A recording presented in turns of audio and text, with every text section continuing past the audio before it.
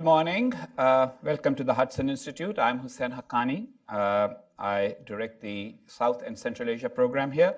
Hudson Institute was founded in 1967 by strategist Herman Kahn, and the purpose was to try and challenge conventional thinking and help manage strategic transitions to the future through interdisciplinary studies in defense, international relations, economics, healthcare, technology, culture, and law.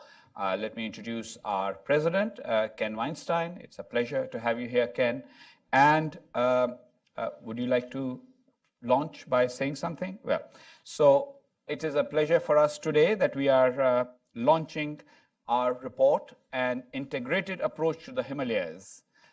It is the product of our working group on the Himalayan region, which has included several good people.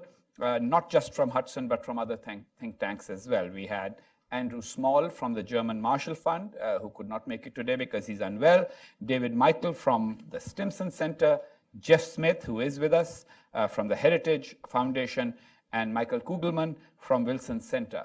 Hudson's own scholars, Dr. Aparna Pandey and Eric Brown, whom you will be hearing from today, contributed significantly to this report.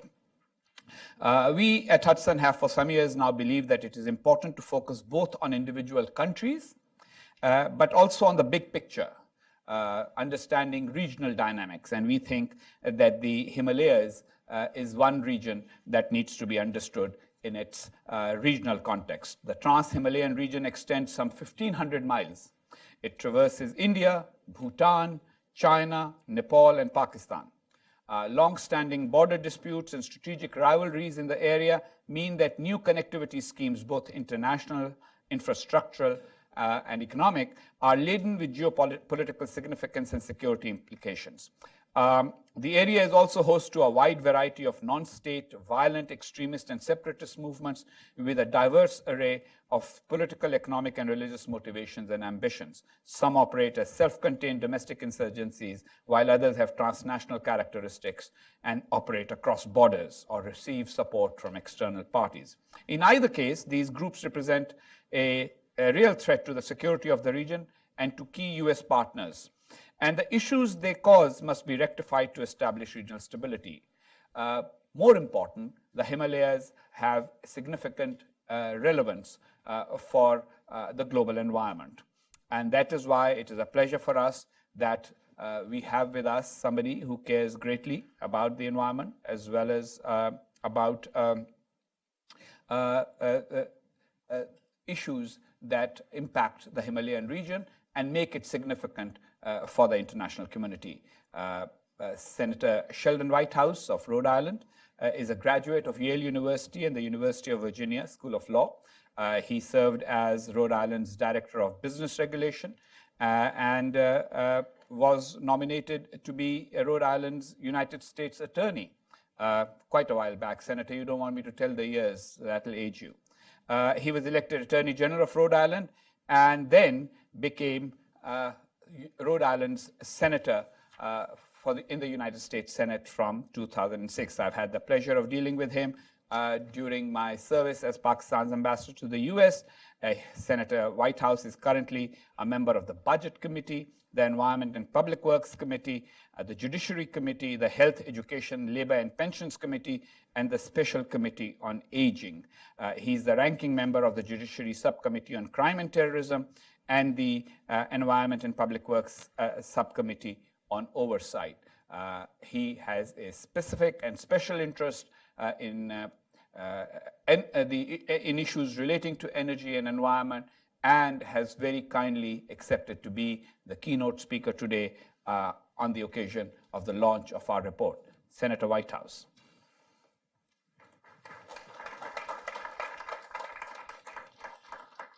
Thank you very much. Thank you first to Hudson for inviting me to the launch of this report. Thank you to Ken for the honor of turning up for my remarks. I appreciate it very much. And thank you to Ambassador Haqqani for your great leadership in our relationship with Pakistan and for your very, very kind introduction.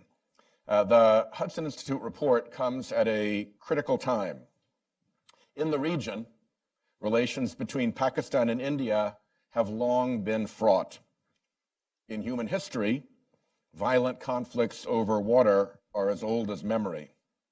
Kashmir is a crucible of contest for riparian control of great rivers, and climate change is destabilizing water flows.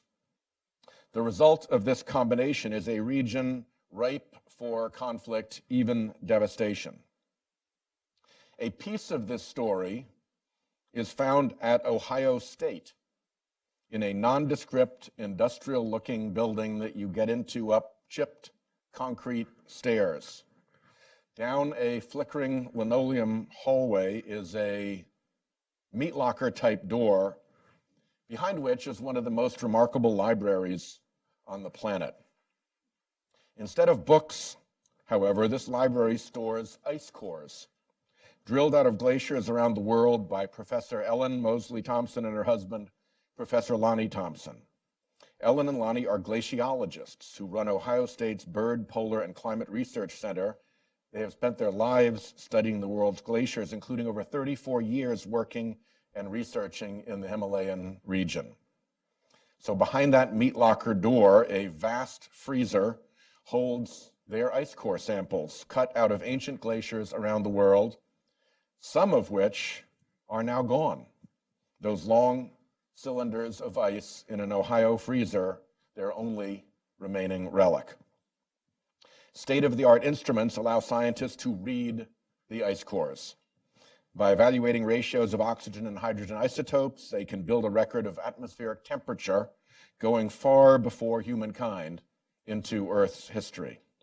Molecules and dust particles measured with chromatographs and particle counters tell stories of prehistoric droughts and how farming and industrial practice contributed to air pollution over the centuries. The ice cores tell us that humans are fundamentally altering the chemistry of the Earth's air, and they tell how the changes caused by our emissions are rapidly altering the Earth's climate. Ellen and Lonnie observe climate change in the Himalayan region, not hypothetical models, not far-off projections, but present actual observations by experts who've worked for decades in those mountains.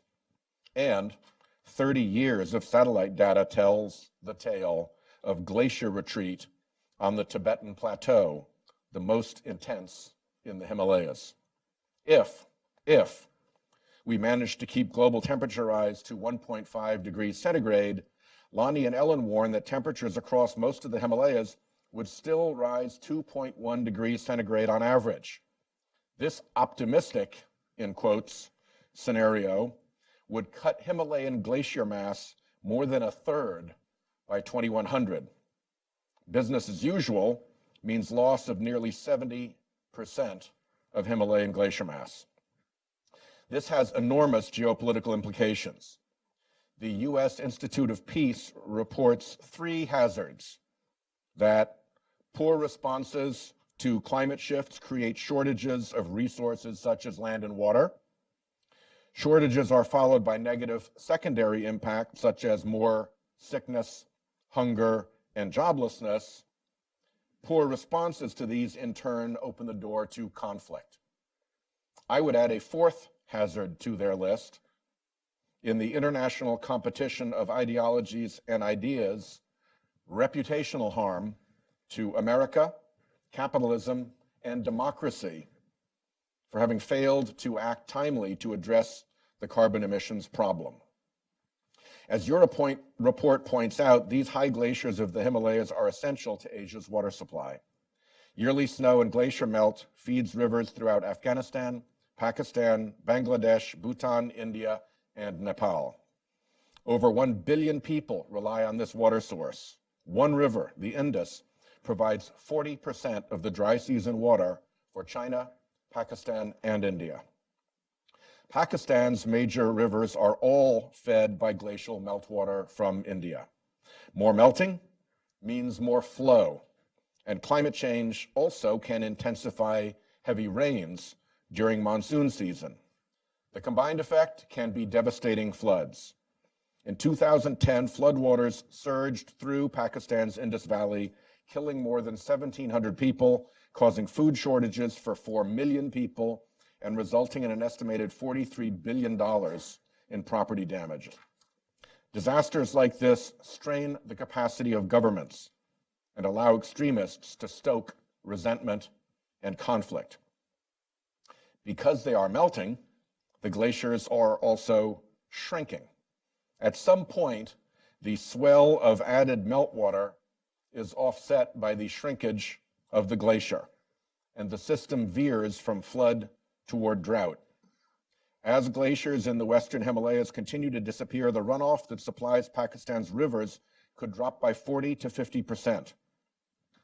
On top of all of this, India is planning to build dams on the Chenab River in volatile Kashmir, through which the river flows downstream to Pakistan. Pakistan fears India pinching the Chenab's flow to put pressure on Islamabad, especially in times of heightened conflict. Suspicions of riparian mischief run high, and partition-era memories linger. Food security, power generation, and public safety are all at stake, giving nuclear-armed adversaries a lot to fight over. The disruptive effects of climate change are, of course, not unique to Asia. Here in the US, the average number of billion-dollar weather disasters is about 5 per year. This year, the US has already seen 15 of those billion-dollar weather disasters so far. Every nation must work to reduce the carbon pollution that is driving this global climate change. I believe we have a sensible remedy before us, a carbon fee, like the one Senator Brian Schatz and I introduced in our American Opportunity Carbon Fee Act. The idea has bipartisan bona fides. Virtually every Republican who has thought the climate change problem through to a solution comes to the same place. Put a price on carbon emissions and return the revenue to the American people. Former Treasury Secretaries Baker, Schultz, and Paulson, former EPA Administrators Ruckelshaus, Thomas, Riley, and Whitman, and leading economists and former presidential economic advisors Arthur Laffer, Gregory Mankiw, and Douglas Holtz-Eakin all support a revenue-neutral, border-adjustable carbon fee. It is imperative that we work toward a solution. A report by the National Intelligence Council prepared in January for the new president informed him that issues like climate change invoke high stakes and will require sustained collaboration. The report released today echoes that call and offers concrete recommendations. Continue providing natural disaster relief and taking precautionary measures to mitigate the effects of severe weather events, it advises. Washington can help alleviate, even if indirectly, the effects of natural catastrophes and climate change in the region. By doing so, it would forestall economic crises and destabilization that could result from increases in the number and severity of extreme weather events. Traveling in Pakistan after the floods, I was struck by how keen the gratitude was for American help. Someone rescued by an American helicopter, or treated by an American doctor, or fed by American MREs, does not soon forget it. Thank you for this compelling analysis of the geopolitical and environmental issues facing the Himalayan region. I look forward to continuing this important discussion. Thank you. Thank you very much, Senator. We understand that you have to leave in a few minutes to go back to the Senate to do important work. So therefore, I think we will take questions for you right now. If there are questions from the audience, you have very kindly agreed to take them. Let's have questions for Senator Whitehouse. Stunning surprise has caught everybody without their questions ready. Here we go. Yeah. Alan Kronstad from the Congressional Research Service, scholar. Thank you. I am Alan Kronstad, Congressional Research Service. Sir, thanks thanks for your outstanding work. I appreciate it. We count on you. I guess a basic overview type question of given signs that this administration is moving away from using assistance with Pakistan, including non-military assistance of the type that has in the past helped with their energy insecurity and infrastructure.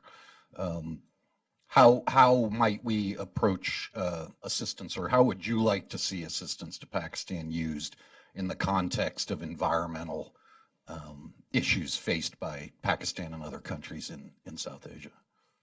Well, I think most of the pressure that the administration seems to intend to bring on Pakistan is designed to urge Pakistan to improve its performance with respect to Afghanistan. My last trip before Senator McCain's diagnosis was with him to Pakistan and Afghanistan, and both sides have acquired, I think, significant resentment that people who do evil terrorist deeds in their country cross the Durand line and shelter on the other side. The Afghanistan military is frustrated that people get away from them into Pakistan. The Pakistan military is irritated and frustrated that people get away from them into Afghanistan.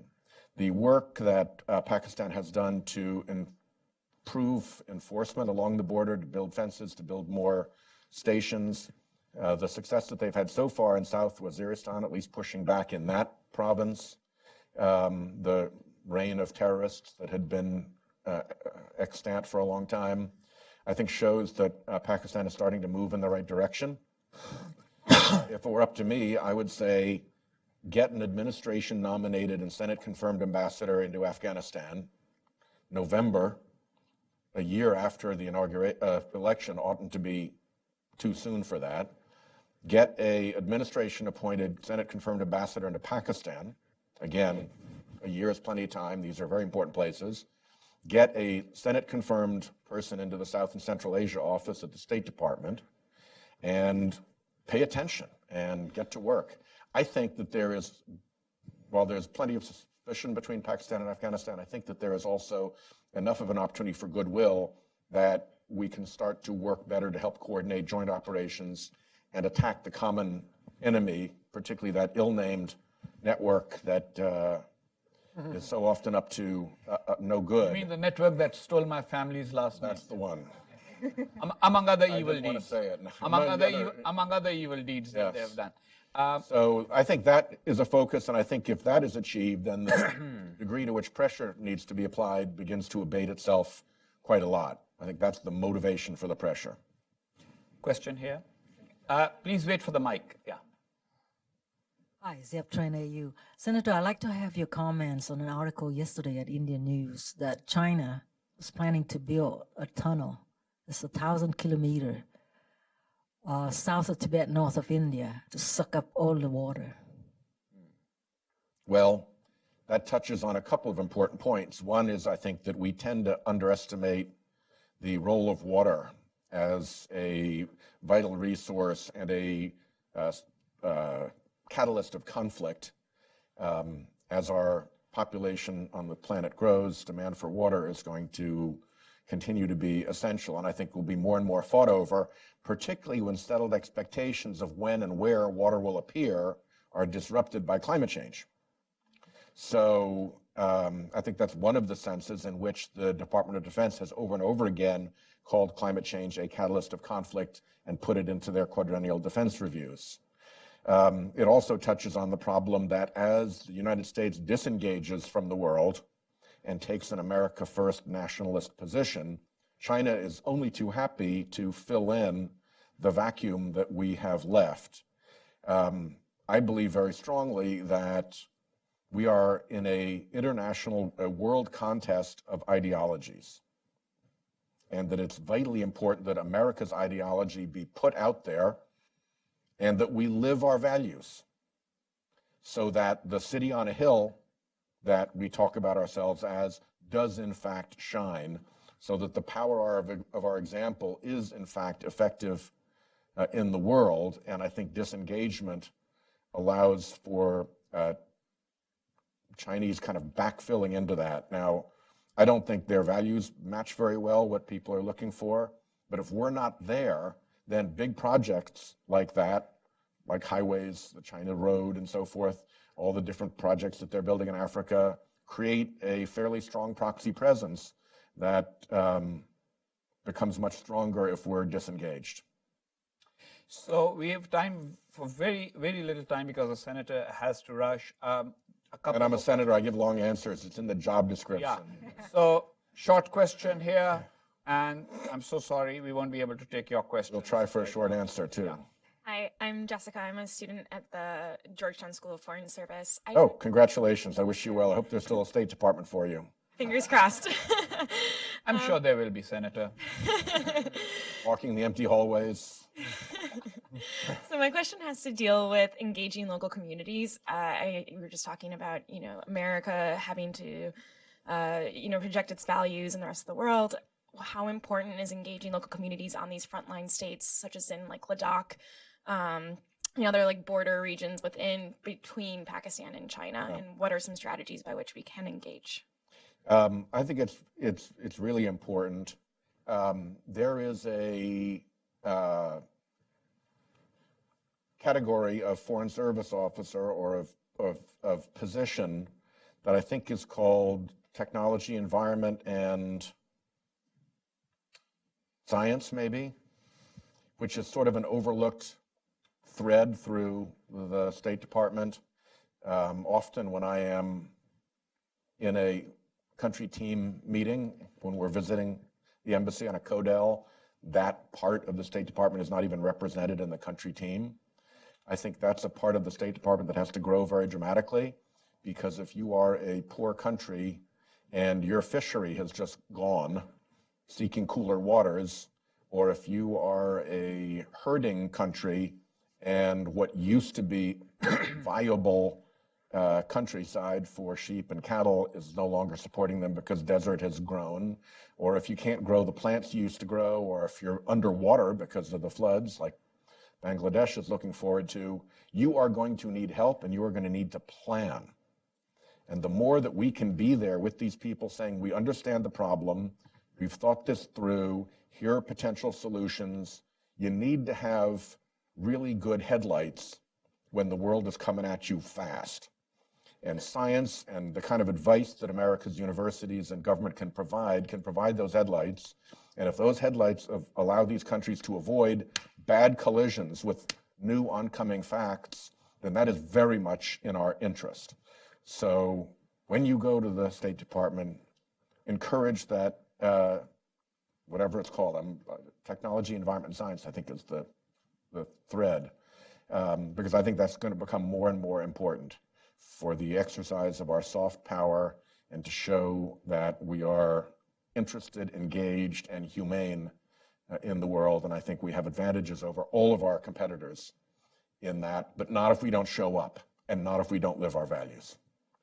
Well, Senator, thank you very much. I had been. Thank you so much to have me. I had cut a deal with your staff that I will make sure that you leave here at 12:25, so we've got a minute to spare. Great, much appreciated. Thank you all for doing this. This is a really important report. Thank you very much. Such a Thank you, pleasure. Ambassador. Don't forget to give them the microphone. Excellent. Thank you. Have a good conversation. Thank you, sir. And Senator, do give us back our microphone.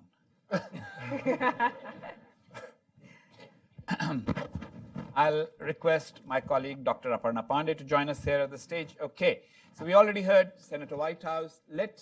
We are all people who worked on this report together. Let's try and share some of the more significant findings of it with our audience. Basically, we touched on 4 major subject areas.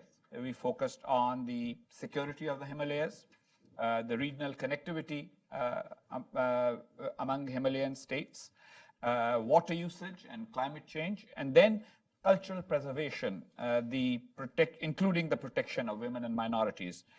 What I will suggest is that the 4 members of the task force who are sitting here, of the working group who are sitting here, each one say a few words about what they thought was the most important aspect of this endeavor to try and do a report on an integrated approach to the Himalayas.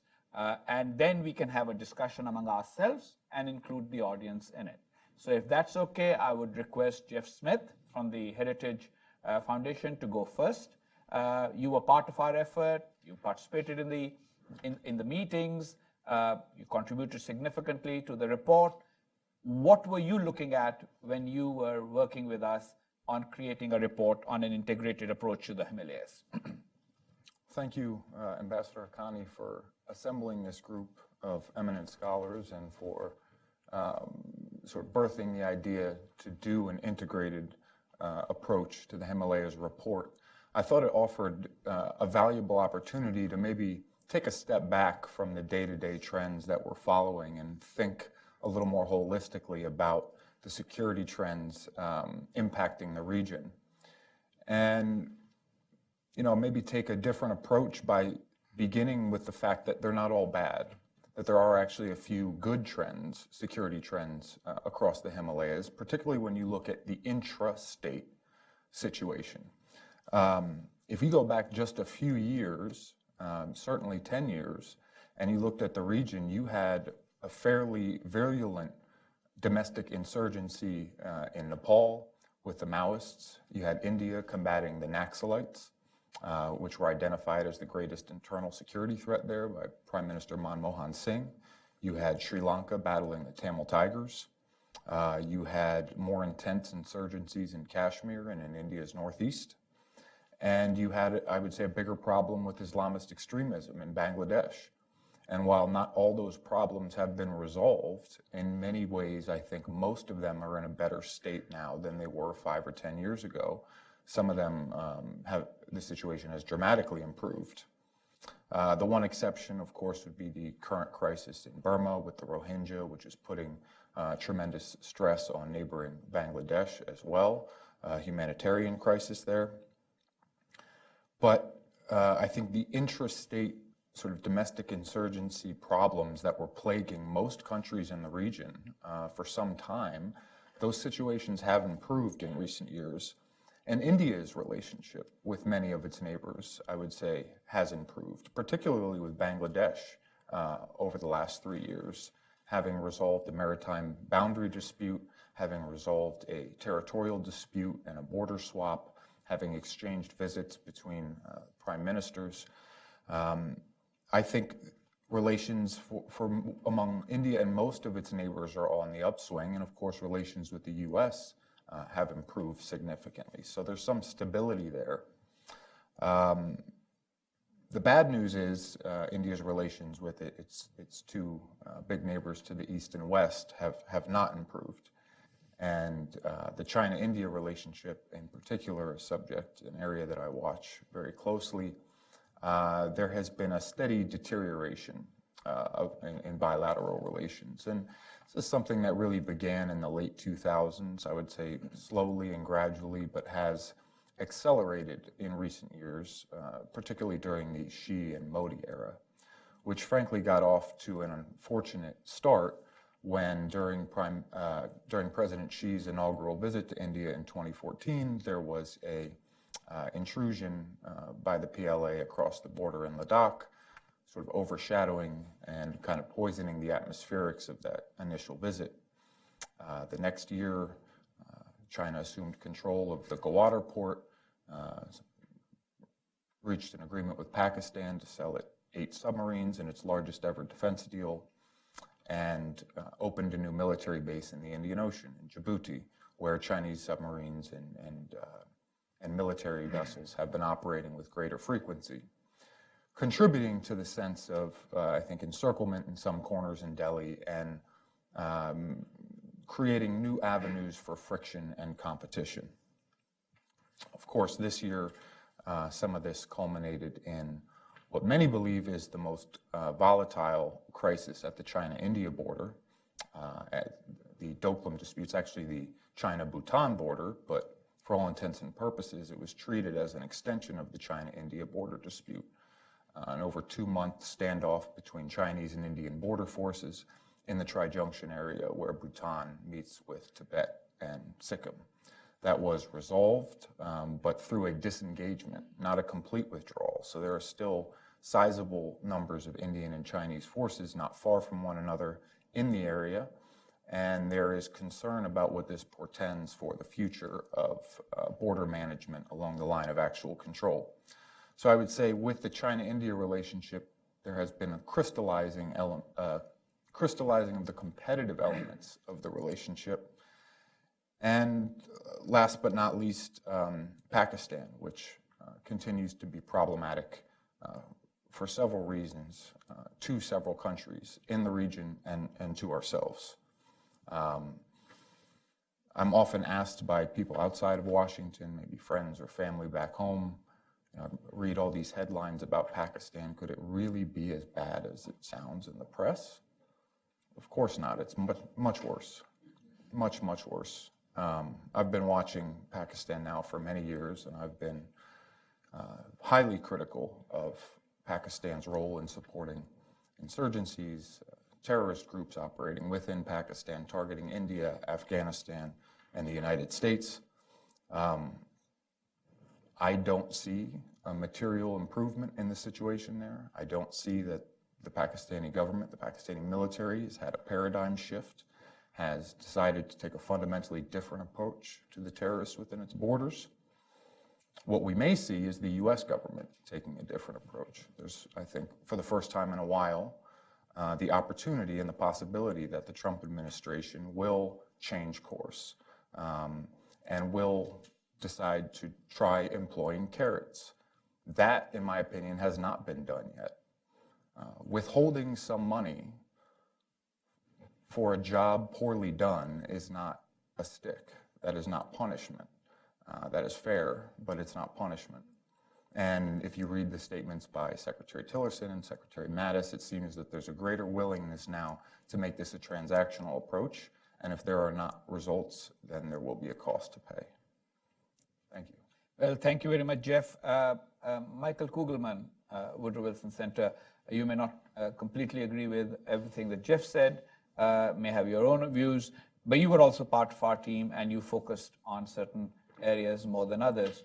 Please share with us your general thoughts in a 4 or 5 minute summary on the subject of the integrated approach to the Himalayas. Sure. Well, thank you, Ambassador Haqqani, and thank you to the Hudson Institute for including me in this, and congratulations for this excellent report. So I signed on to this report essentially because it calls for, or it invites the U.S. to take a broader view of its policy in South Asia, both geographically and conceptually. I was disappointed, though this is certainly understandable, that President Trump's South Asia strategy, when it was announced, appears to explicitly at least cover only 3 countries, India, Pakistan, and Afghanistan. And this report really highlights how a number of key countries in South Asia have a number of interconnectivities and many shared challenges, from terrorism to water insecurity and many things in between. And the report also highlights that failing to address these challenges has implications for stability and therefore for U.S. interests. So, not to state the obvious, but I think it's important to highlight this very basic fact that conflict, terror, and other forms of violence are not the only triggers for instability. Interconnectivities rooted in non-security issues have major security implications and therefore implications for U.S. interests. Look at water stress. Water issues are a thing that I've looked at quite a lot in the India-Pakistan context. Many countries in South Asia, as we heard earlier, many countries in South Asia and the Himalayan region share the same rivers, and yet they don't get along. The riparian pairings of the Himalayas are very volatile. For instance, India and Pakistan with the Indus and its tributaries, China and India for the Brahmaputra. And I would argue that water stress really raises the stakes, both for upper and lower riparians, and the report gets into this. Upper riparians may be more inclined to take certain actions that would be able to bottle up water and prevent it from flowing downstream. When the stakes rise, when water stress intensifies significantly, lower riparians may be more inclined to retaliate with harsher measures, including violence, to hit back at what they view as the unfair policies of their upper riparian neighbors. And this is the case in both domestic and transnational contexts. And river sharing disputes can and do sharpen tensions between riparian pairings such as Punjab and Sindh provinces in Pakistan with the Indus, or between the riparian pairings of Karnataka and Tamil Nadu states in India with the Kaveri River. And you have similar dynamics between India and Pakistan with the Indus and China and India with the Brahmaputra. water stress very significantly can also strengthen the cause of militants, in my view. In Pakistan, for a number of years, Lashkar-e-Taiba, one of the major terror groups there, has incorporated water issues into its propaganda. It routinely has accused India of stealing Pakistan's water, accuses upper riparian India of stealing Pakistan's water. And this rhetoric, I would argue, could certainly stand to increase and to perhaps resonate more with the public when the water stress is particularly severe. And also, I think water, another important thing to highlight that is in the report, water can become a weapon in regional geopolitics. When India-Pakistan relations were in a particularly bad state last year, at one point, I'm sure many of you will remember that India threatened to withdraw unilaterally from the Indus Waters Treaty. This would have given India the right, essentially, to start building dams and stopping water from flowing into Pakistan. If that had actually happened, obviously very hypothetical, it would have major implications for Pakistan. India, of course, did not follow through, I think for many reasons, but in part because it may well have feared that China, Pakistan's close ally, would retaliate by building dams to prevent the Brahmaputra from flowing into India. And China, unlike India, can actually move very quickly and efficiently to do big things like building big dams. So, just to wrap up, that also highlights a very important fact covered in the report that natural resource stress, particularly in terms of water and energy, it can breed and exacerbate insurgencies. So you have a Baluch separatist insurgency in Pakistan, long running for many years. It's driven in great part by what it perceives to be natural gas inequities in the region and perceived exploitation of local gas resources by the state. The Naxalite insurgency in India is very similar. It's driven by perceived inequitable coal exploitation at the hands of the state. Climate change can also be very destabilizing. It can increase urban violence. If you look at large, growing, overcrowded cities in the Himalayan region, and particularly in India and Pakistan, land can be scarce. Flooding and other serious weather can wash away land, making land even more scarce. And that could intensify violent activities, particularly those of land mafias. Climate refugees can cause not just societal tensions, but also disruptions. This has already happened in India, where you've had flood victims from Bangladesh pouring into northeastern India. But it happens in India and Pakistan, too, in domestic contexts. Flooding uproots communities and forces them, in many cases, to relocate to urban spaces where they face new challenges, securing basic services. And this can lead to all types of problems, dire privation, desperation, and perhaps radicalization as well. Also, aging infrastructure in climate-vulnerable areas can cause all kinds of problems. There's a very old nuclear reactor in Karachi. Karachi, of course, is a port city. The nuclear reactor goes by the acronym of KANAP, which I think stands for Karachi Nuclear Power Plant. If a cyclone were to hit Karachi, it could cause all kinds of problems to this reactor, which could emit all types of radiation, inducing a mass catastrophe. So I think, to wrap up, the U.S. plays a key role and should play a key role when it comes to these water issues. It's not just a simple matter of major supply and demand gaps, but clean water shortages on the subcontinent. I would argue that they're a nightmare scenario come true, not just potential, but actually in here and there. I mean, the outright scarcities, rapid consumption of groundwater, heartbreaking public health costs, they're all there. And dirty water kills more than 600 Pakistani children every day. And a very memorable stat is that more Pakistanis in Karachi die from dirty water every month than the total number of Pakistanis that have been killed in all of its wars with India. So I'll leave you with that in terms of a sobering thought. Well, my Hudson colleague, Dr. Aparna Pandey, would probably be focusing on trade and connectivity issues, which are an important element of this state. And then when we start our conversation, I would like all of us to also focus on what we, during the process of working on the report, looked at the questions of cultural preservation, because at the moment, there are about 210 million people who live in the Himalayas. And then there's 2 billion people who draw their water from the Himalayas, with the 10 major rivers having their sources in the Himalayas. So all of that kind of makes it a much more integrated region than it has been treated as in policy terms? And we'll come to that in a bit. Dr. Pandey, please go ahead. Thank you, Ambassador Haqqani. It was a pleasure to be part of this working group. I'll focus on the regional connectivity and trade aspect. Weak states, contested sovereignties across the Himalayas have induced a number of regional actors to seek deeper physical as well as economic connectivity through new infrastructure that supports transportation needs, supports trade and commerce, and also provides access to resources. However, long-standing border disputes, rivalries means that efforts to foster greater connectivity in this region are laden with geopolitical significance. As a result, there is an inherent challenge in trying to disentangle the benign aspect of trade and infrastructure development with that of strategic concern and the broader contest for influence.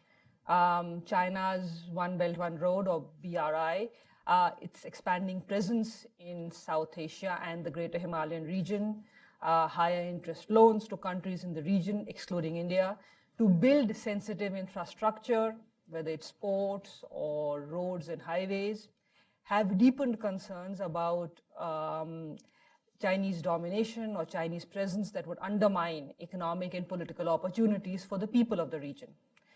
The US still very recently has actually preferred to adopt a hands-off approach. What we try to argue in this report is that the United States should engage in a more hands-on approach, primarily because these regional connectivity schemes can promote American interests, as well as ensure rule setting in the trade and investment sphere, ensure standards of environmental issues, financing, corruption, as well as a balance of power in the region that favors friends and allies. The report also puts forth the argument that the United States should support and expand other infrastructure initiatives. For example, the Quality Infrastructure Initiative developed by Japan by the Prime Minister Abe in 2016, it's about $200 billion, which is an alternative for countries in the region. Japan has for decades been seen as a no-strings donor to developing countries and one which completes its projects on time. And it sort of works with the local government to help the country concerned.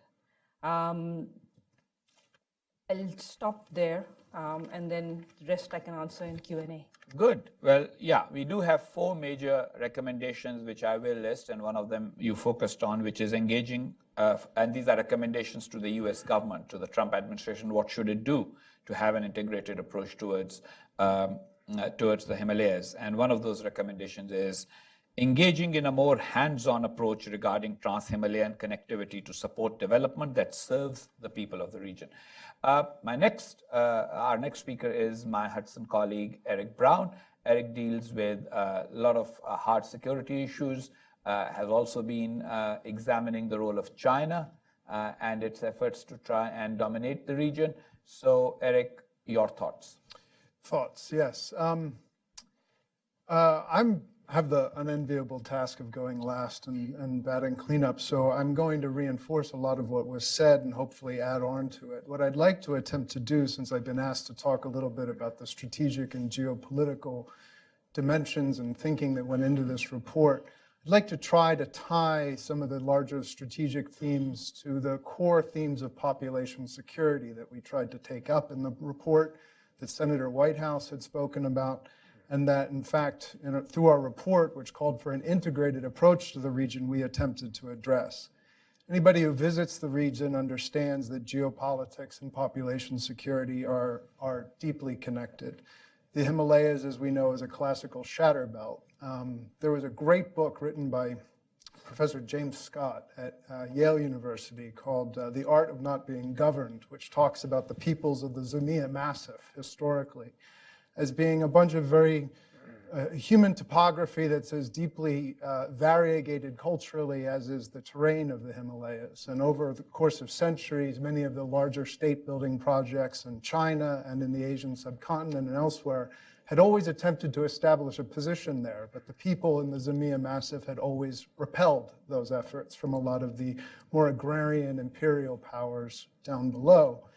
That history has very much changed today, and the peoples of the Himalayas are very much caught up in the new contest for power that was mentioned earlier, that's been ongoing, not only between China and others, but between different states. And more times than not, it is the people in the middle who suffer as a consequence of this, and quite greatly.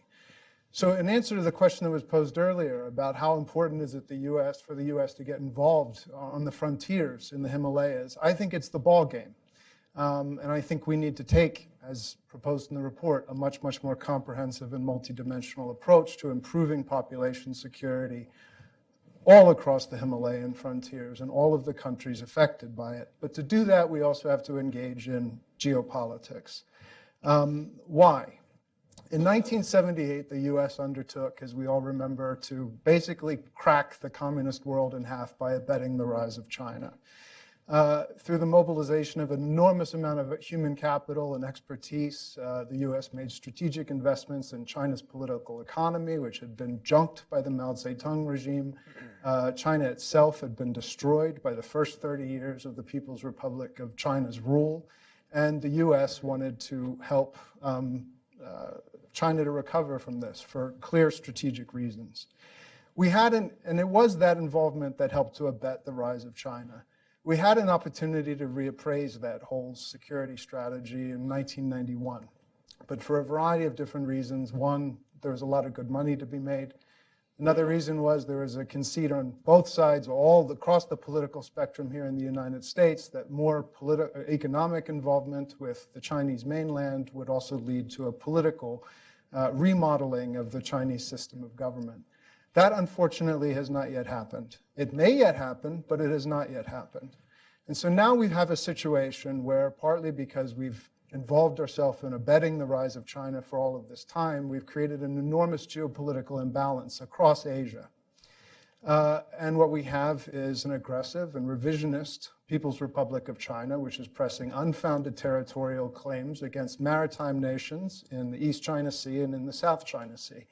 At the same time, the People's Republic of China is also pressing unfounded claims, territorial claims across its continental borders, principally through the Himalayas, but also through, I think I would argue, through various other arrangements with actors like the Punjabi-dominated state in Pakistan and elsewhere, where it's essentially acquiring clients through which it can aggrandize itself, both in the Himalayas and South Asia, and push for unimpeded access, it hopes, I think, certainly Chinese strategists hope, toward the East Indian Ocean.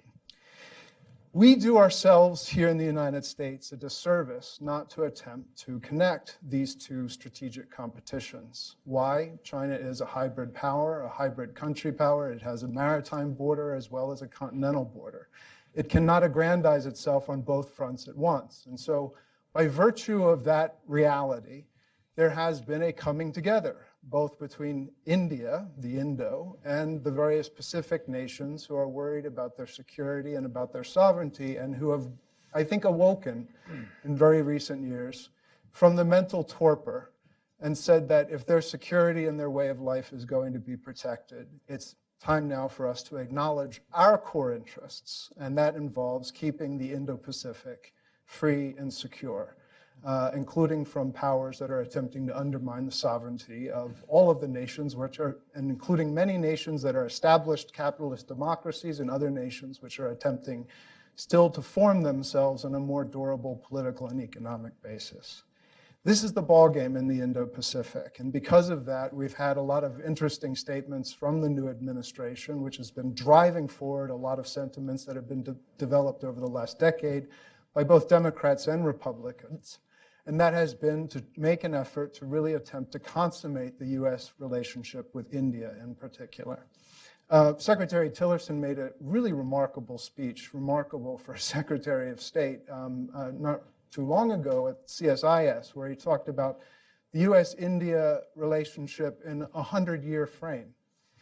he was making clear, I think, in the speech that the U.S. very much intends to run this marathon, and it's very interested in cultivating India as a strategic ally with which to, or a strategic partner with which to run that marathon for that century-long time frame. In this way of thinking, there's a belief, both here in some quarters in Washington and also in India, that the US and India could be to the 21st century what the US and the UK were to the 20th century. Now that's very big thinking. And there, of course, are very important practical questions about whether, in fact, we can actually pull that off, and of course, why. Well, one thing that I would like to argue is that if the goal, as has been stated here in Washington and Japan and also in India, if the goal first and foremost is to ensure the free and open order in the Indo-Pacific, that is amongst the blue waters of these disconnected right now maritime spheres, we can't neglect the Himalayas. In part because the livelihoods of all of the states, the littoral states, which are connected to the greater Indo-Pacific, in part feeds off of the Himalayas. Secondly, as well, our efforts to pull India into a maritime-based coalition are affected by India's insecurity presently on its continental borders. And that insecurity has come to be very deeply threatened, I think, particularly since 2008, where we've seen a rapid increase in China's invisible incursion policy. Actually, I don't much like that word invisible because it's not very invisible. It's just plain ignored by a lot of media, both here in the United States and also in India. What has happened, however, is that certainly according to Indian accounts, Brahma Chalani had estimated that there is an incursion by PRC forces into Indian territory every 24 hours. Another Indian government official has speculated that upwards of over 2,000 square kilometers have been lost by India over the last 10 years of Chinese incursion.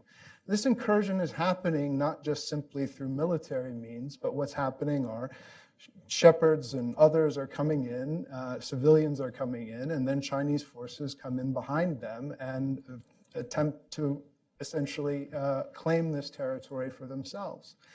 This is entirely a function of the fact that Chinese power has come to be very deeply consolidated and entrenched in the Tibetan nation of the central Himalayas.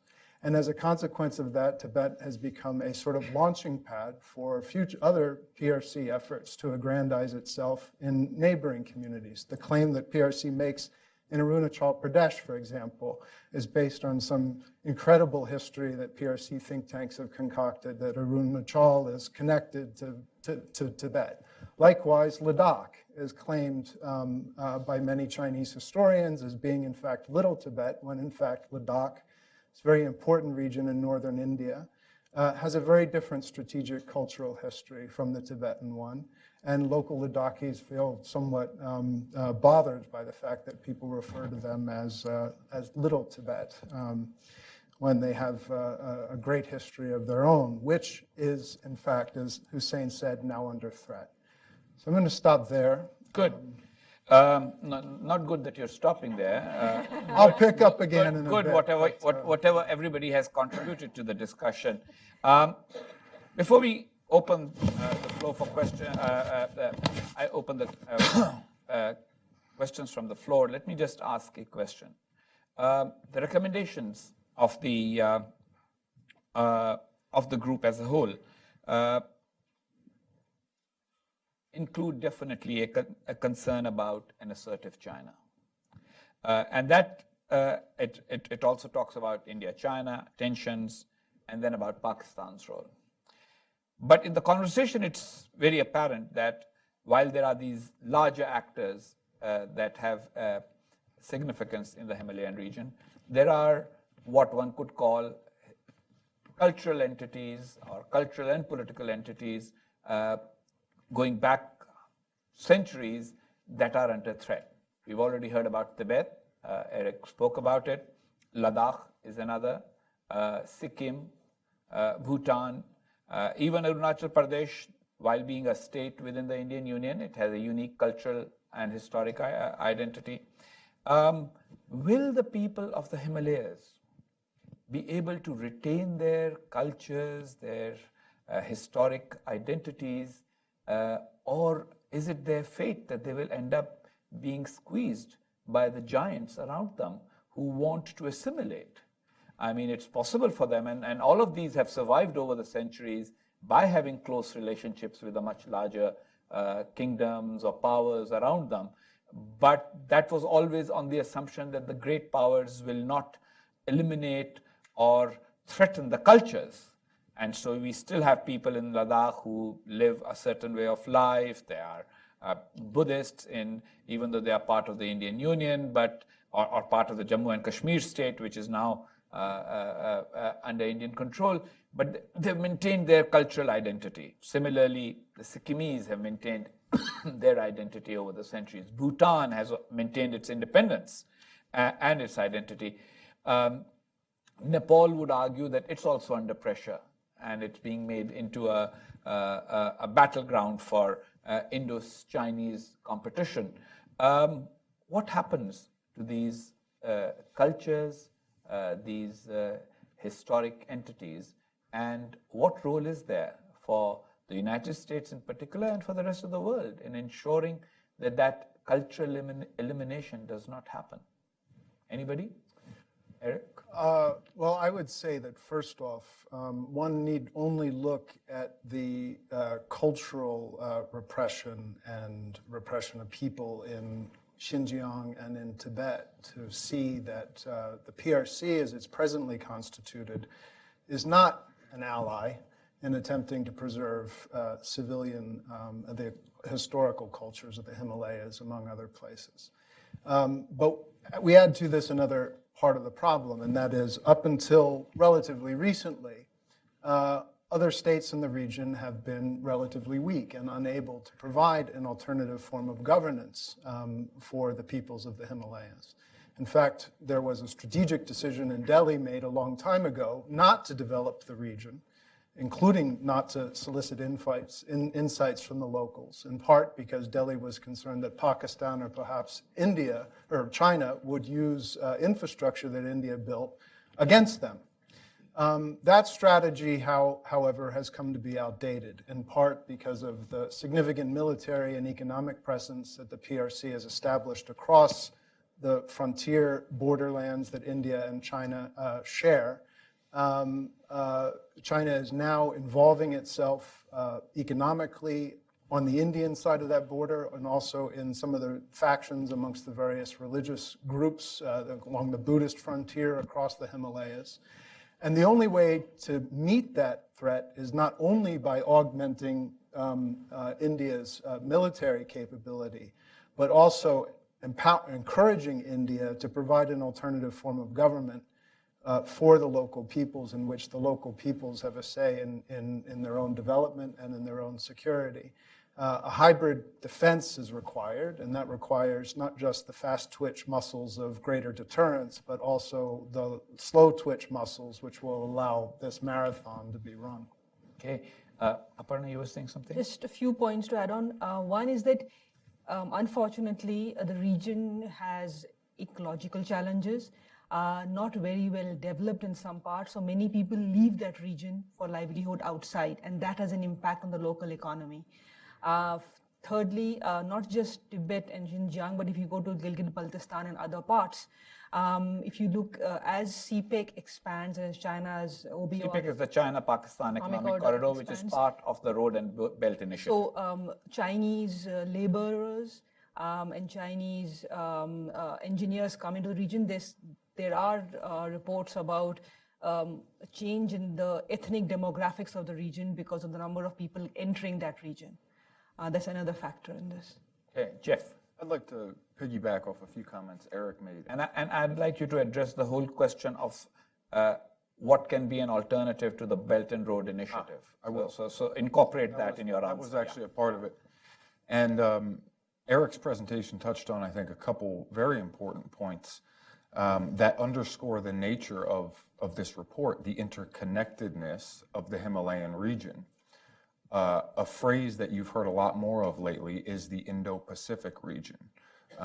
initially promoted by Australian strategists and think tanks. It's come to be incorporated into the lexicon of Japan, India now, as well as the United States. I think President Trump was the first US president to use the phrase Indo-Pacific recently, but you've seen it with greater frequency in policy documents from the Pentagon.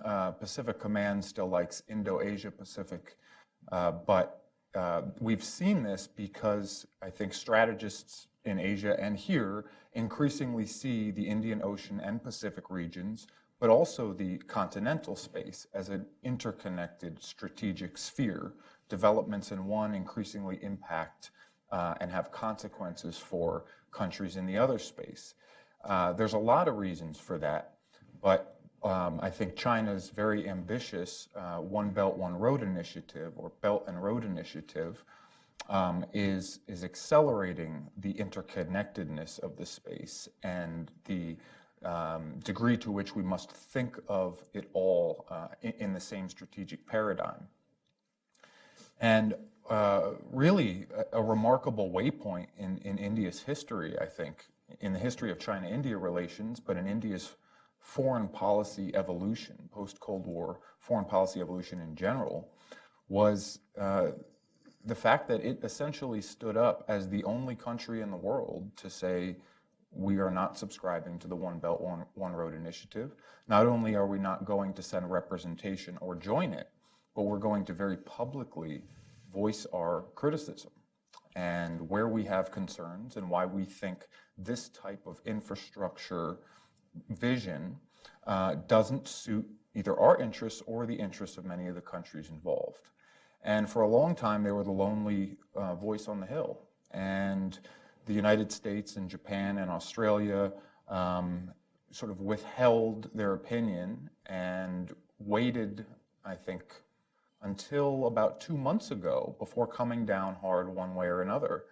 And in the speech that Eric mentioned, and in fact, in briefer comments by Secretary Mattis the week beforehand, I think the U.S. came out for the first time and expressed very direct and serious reservations about China's One Belt, One Road initiative. Within a week, Australian officials were expressing some concerns, and the Japanese have now added to their qualified levels of support. They've always maintained that, sure, we would support the One Belt, One Road initiative if it did X, Y, and Z. And by the way, X, Y, and Z were many of the things that Ober has been criticized for. So not only has this criticism become more explicit, but the US, India, and Japan and Australia have been working together through trilateral mechanisms and bilateral mechanisms to promote an alternative infrastructure vision. That's been happening for about 2 years now, but just in the last month or two, we've seen, I think, a crystallization of that effort. And more recently, as of this morning, we have learned that the Quadrilateral Initiative, which was unceremoniously fell apart 10 years ago in 2007, the US, India, Japan, and Australia began a strategic dialogue and held an unprecedented naval exercise later that year. It fell apart the following year when the change in government in Australia. There have been efforts underway to build another quadrilateral grouping for many years now. And it has resulted in overlapping trilateral agreements among the three countries. But it looks like finally that effort has paid off, and on the sidelines of the many multilateral events taking place in Asia, next month there will be another Assistant Secretary level strategic dialogue among the four countries, which is essentially a coalescing of this balancing activity that we've seen, and these efforts to create an alternative and promote a free and open Indo-Pacific that each of the four countries see as increasingly under threat. This rules-based order that you see referenced are a series of norms, rules, and principles that they argue are increasingly being challenged by Chinese behavior and activities, and the effort to create a balancing coalition to preserve that rules-based order is crystallizing now. Michael, you were going to say something. Yeah, very briefly. I mean, just on the issue of vulnerable communities, clearly the trend lines are not good, though I'll say here is not to single anyone out, but there are one or two people in the audience that I think could weigh in on this in a very good way. You know, on the issue of CPEC, I mean, just to put in a point here, I think it's true, I mean, as you noted, Jeff, that recently we've been hearing some pretty critical messaging from the administration, from the Trump administration. That's striking because until relatively recently, you weren't hearing explicit criticism or even that much implicit criticism of CPEC coming from the U.S. It's more of a recent thing.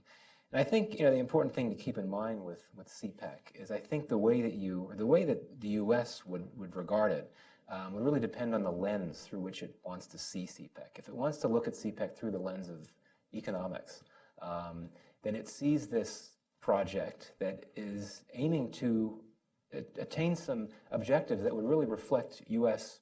Interests in Pakistan, right? I mean, CPEC is meant to build roads, build power plants, get rid of this horrific energy crisis that Pakistan has. It's meant to boost employment. These are all things that U.S. policy would support in Pakistan. But it's when you begin to look at it through the lens of strategic issues, that's, I think, where the problems and the concern sets in. I think that's where the U.S. is coming down right now, seeing this as another effort by Washington's chief strategic competitor to cement its influence and presence in a region where the U.S. is increasingly not absent, but less present. So I'll end with that. Okay, well, so we've had quite a lot of views and insights. Let's open this to the floor. Questions and comments. If you're going to make comments, make them very brief. If you're going to ask questions, make sure they sound like questions. And just raise your hand. I'll identify you. Ask for the mic. Wait for it. Identify yourself and then ask the question or make a comment. Yes, right here. Hi, my name's Emily Tallow. I'm an intern at the Stimson Center.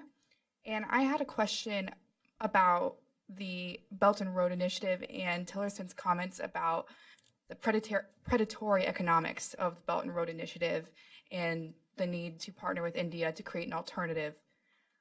If the U.S. does decide to partner with India to create some kind of alternative to the Belt and Road Initiative, whether formal or informal, how will it deal with the apprehensions that are felt by some of the states within India's neighborhood about the over-influence of India in their countries, and the suspicion that they are engaging with China in the Belt and Road Initiative in order to counter this dependence on India or to provide some sort of alternative? Anyone's thoughts on that? I can offer a few thoughts. Sure, Jeff. I think it's a good point, and for many of the smaller countries in South Asia, China, at least initially, was viewed as a way to balance India's influence. This is the external power. India is the close hegemon. More Chinese presence and interest and influence gives us options and increases our leverage with Delhi, by the way. That makes sense. What they've found, and I think Sri Lanka presents the most salient and potent example, is that when you welcome billions of dollars of Chinese investments, there are some unintended consequences at times. The first is that many of these countries are taking loans that they can't repay. So Sri Lanka's debt as a percentage of GDP has absolutely skyrocketed off of the back of billions of dollars of Chinese loans. Some for commercial projects that aren't reaping any economic value, like the Hambantota airport. I think there's one flight a day going in and out of the airport, but it was a multi-million-dollar project that China lended money to Sri Lanka to build. The money went to Chinese companies to build it, who paid Chinese workers, and the profit goes to Chinese banks on the interest. And when Sri Lanka comes into financial trouble repaying the loans and asks for debt forgiveness or debt repayment, the Chinese say, sure, you can either borrow more money or you can give us an equity stake in the port and the airport. We've also found that there are secret provisions that have been slipped into many of these port and infrastructure agreements. The one in Sri Lanka, for instance, the Chinese initially demanded sovereign control of the airspace over parts of the port. This is unacceptable to most countries and was unacceptable to the Sri Lankan people and most government officials once they found out that this had been inserted in the agreement. We know that China has been funding its favored political candidates, illegally channeling money to them through the Sri Lankan system, and they're now under investigation. And there's this broader overhang, this broader belief that ostensibly economic projects under the One Belt, One Road initiative carry a strategic connotation to them, that they're meant to advance China's strategic ambitions rather than any commercial or economic agenda. And I think, unfortunately for China, there's been enough evidence underpinning that concern that it's only going to continue to grow until and unless this initiative becomes much more transparent. In terms of creating an alternative, I don't know that anyone in the region would object to having another option. No one is going to force any infrastructure projects on anyone, certainly not the Japanese, certainly not the United States, and I think certainly not India. What they would like to do is say, if those terms look unfavorable to you, and don't just look at the economic terms of the agreement, which, by the way, aren't always that favorable either. These are not grants. They're loans at commercial interest rates, often much higher than what the World Bank offers and other international lenders. But even if the economic terms are favorable, consider the other strategic implications as well. Consider the level of transparency, the quality of the work, who is getting paid, the environmental standards. And after you've made that assessment, if you want an alternative, we don't want only one game in town. And with Japan's overseas development assistance and with the support of the United States and India, we may be prepared to help you.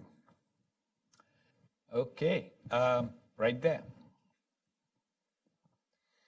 I'm Seema Sirohi. I wanted to ask Eric about the ability of this administration to deliver on this vision that Tillerson sort of painted in his speech. Yes, it was a really remarkable speech, but we know that the last time the Obama administration tried, they even changed the name from pivot to rebalance and then, just kept softening the stand. It's an open question. And I mean, my take on it is informed by what I read in the newspapers and, and from living here in Washington. But, there's enormous opportunity in any administration for backsliding.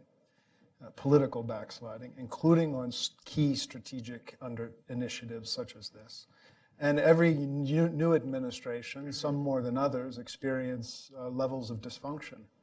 And we don't know yet how that is fully impacting this administration's efforts to actually implement some of its visions. That said, these were pretty big words from Secretary Tillerson.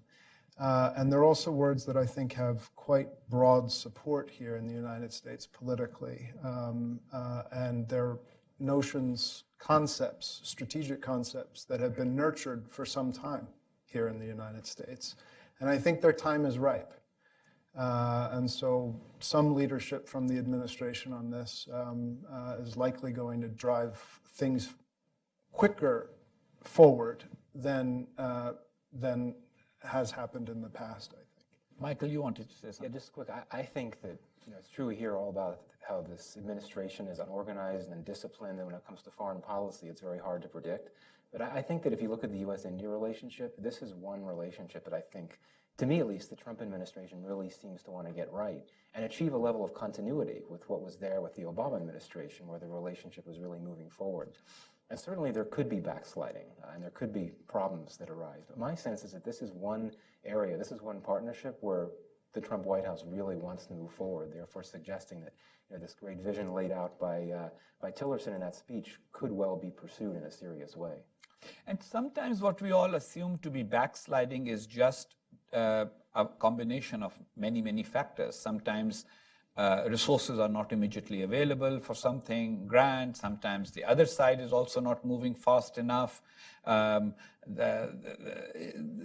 Both India and the United States are democracies. Democracies have their own inbuilt constraints and restraints on grand visions being implemented. There are rules that have to change. There are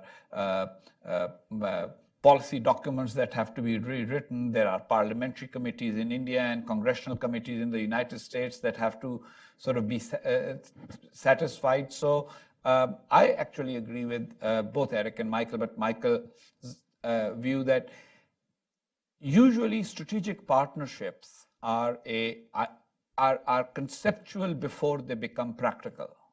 So for example, the Anglo-American partnership was an idea even before the First World War, when it actually kind of became operationalized in a military sense.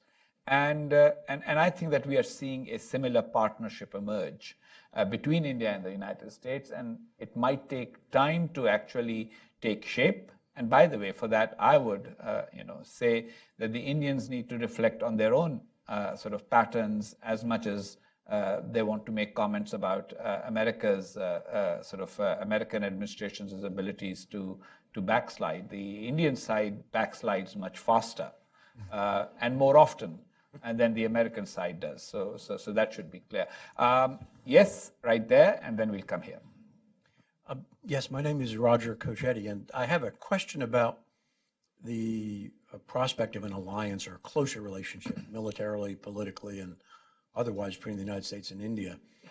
For those who sort of study history, it kind of reminds me a little bit of during the Nixon-Kissinger years, the United States playing the China card against Russia, Russia playing the Pakistan card against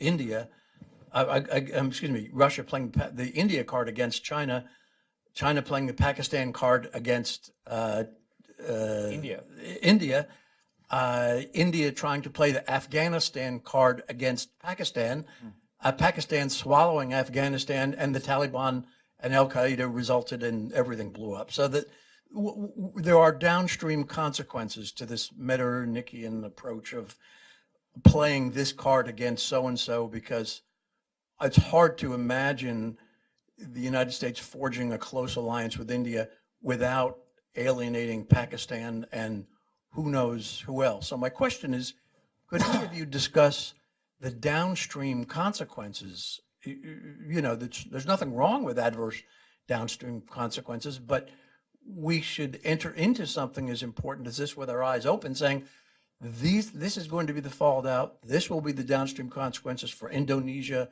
for Saudi Arabia, for Kuwait, for Iraq, for Iran, whatever. What are the downstream consequences to this, and are we willing to live with them? Yeah. Thank you.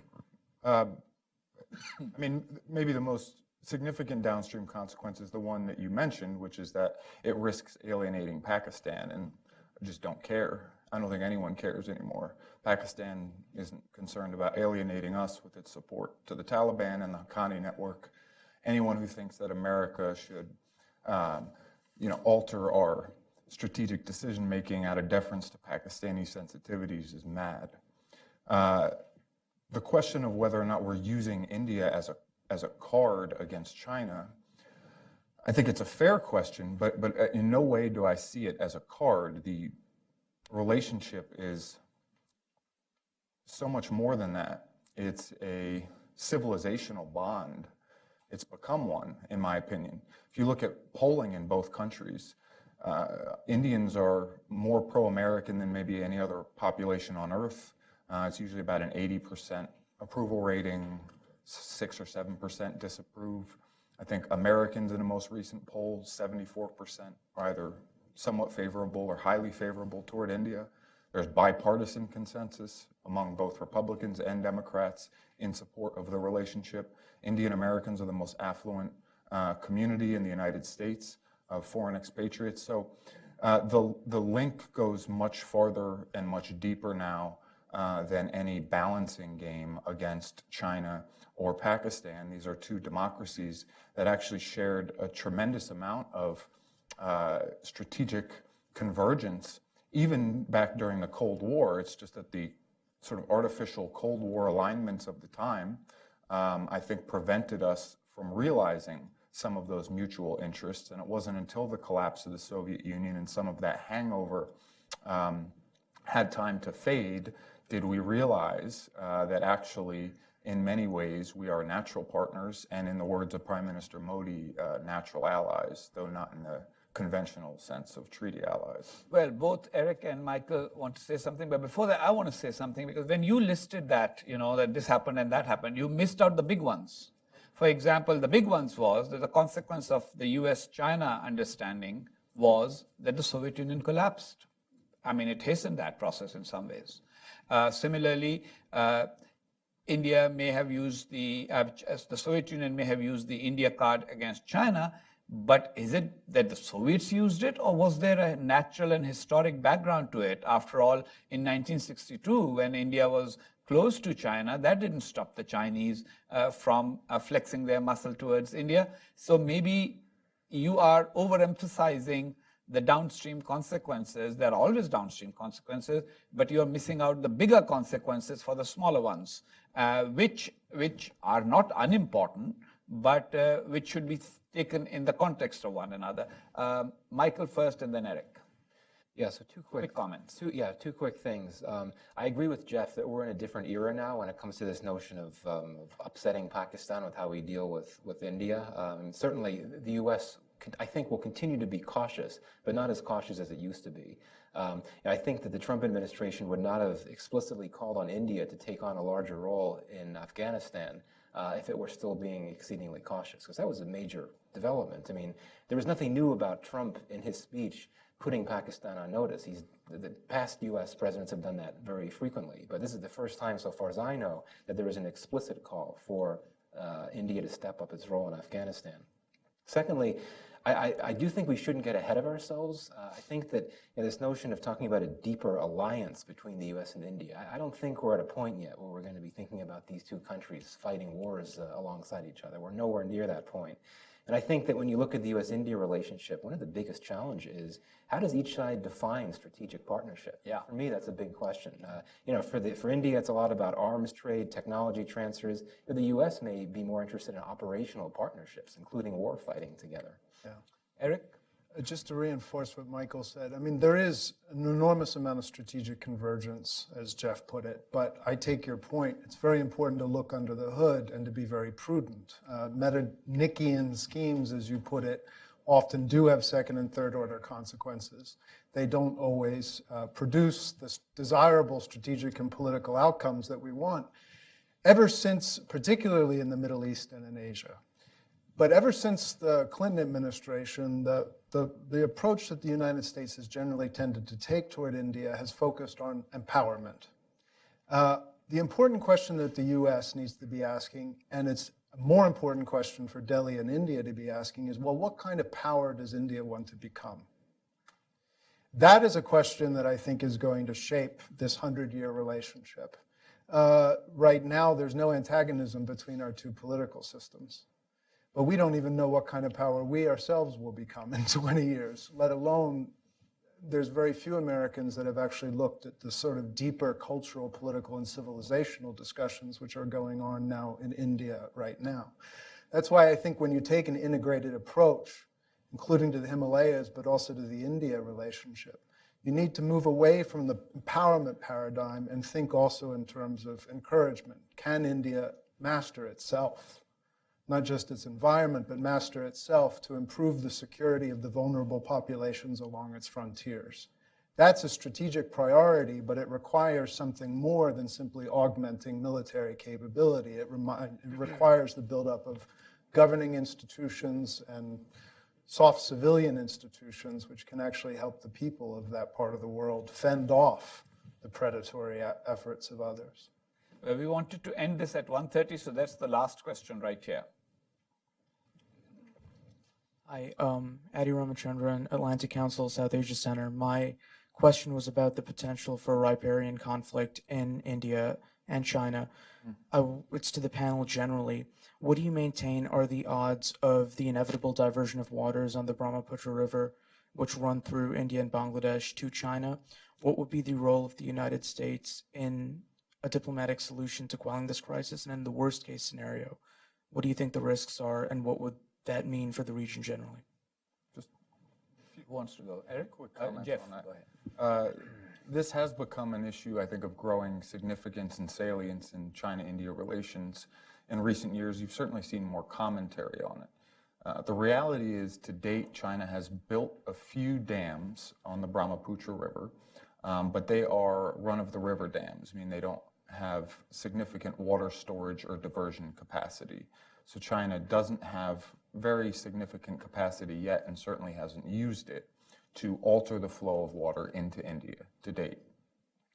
The question is what happens in the future if it does decide to do so. And as I believe the first question today to the senator addressed this, which is that there were reports that dropped just this last week that China may look into building a massive water diversion project from Tibet to Xinjiang. This has been rumored about for many years now, that could significantly impact water flow into India. And India has been for some time pushing for a more systematized water information sharing agreement with China, which China has thus far resisted. The Chinese Foreign Ministry came out, I believe today or last night, and said that report was not true. We have no plans to build this massive tunnel. Even the report was somewhat thinly sourced and was speculative, that this is a project that Chinese engineers have begun to think about. Maybe it's something we could do in 10 years. So I think that is a space over the long term to watch that could become a significant source of tension, but in the short term, I don't think that's in sort of the immediate surface level points of friction or areas of concern. The good thing about sort of long-term things is that there's always time also to respond to it. Yeah. So yes, theoretically every upper riparian can build huge, massive dams and divert waters, et cetera, but then there are always other consequences they have to think about. There are international and political and military consequences that they have to consider. And the time it takes, although I agree with Michael, the Chinese do it much more efficiently and much faster, but still, from design to execution, there's always enough time for everybody else to respond. It's not something like turning the tap off. And this is something that I've always spoken to Pakistanis about. When they say that, India will turn the tap off, that there is no tap to be turned off. Any big dam to be built, etc., will be very visible, will be known, and everybody will know how to do it. But usually upper and lower riparians have to work things out among themselves. And that's what has to happen in this region. Last word to my colleague, Eric Brown. So on the water issue, the first order of business is diplomacy, but those frameworks don't yet exist right now. I think we're going to be more successful in making and coming to some sort of diplomatic settlement for governing diminished water resources across the Himalayas if the United States takes an interest in helping India establish some sort of deterrence in Doklam and in other areas. That said, for reasons that the senator had mentioned and that are described in a report that you've written about, among others, water is going to be a huge issue for human security for all the riparian downstream states. And there are certain aspects of Chinese behavior that will exacerbate that, but the underlying problem is environmental and ecological. And those problems are going to present in 10, 20, 30 years' time. To get ahead of this potential human catastrophe, investments now need to be made, not just on the diplomatic and military realm, to deal with Doklam, which concerns the future of Bangladesh and a good part of India, but also making investments in advanced desalination technology for all the lower riparian states, conservation, among other things, advanced agriculture. All of these civilian security issues are absolutely important to address now, because those systems, even though we have time, are going to take a long time to actually get into place and actually be able to address and alleviate the suffering that people are facing now in Pakistan, in India, and elsewhere. Michael wants to make a comment before we end this afternoon. Yeah, very briefly, I think it's a great question. And in my view, the reason why we really need to worry about China and the potential for water conflict involving China is that unlike India and Pakistan, China does not participate. It hasn't been willing to participate in transnational or multilateral water agreements or treaties. I mean, you say what you want about the Indus Waters Treaty, but it's been there and it's been around for, 50, 60 years. China, to this point, has not been willing to participate in those types of mechanisms, and I think that's a worrisome prospect. Well, on that note, ladies and gentlemen, I do invite everyone to read the report online. It's available there. It's the integrated approach, the Himalayas. A big thank you to all our working group members and their contributions, and a thank you to all of you for attending, and for those who were watching it on the World Wide Web. Thank you all for watching.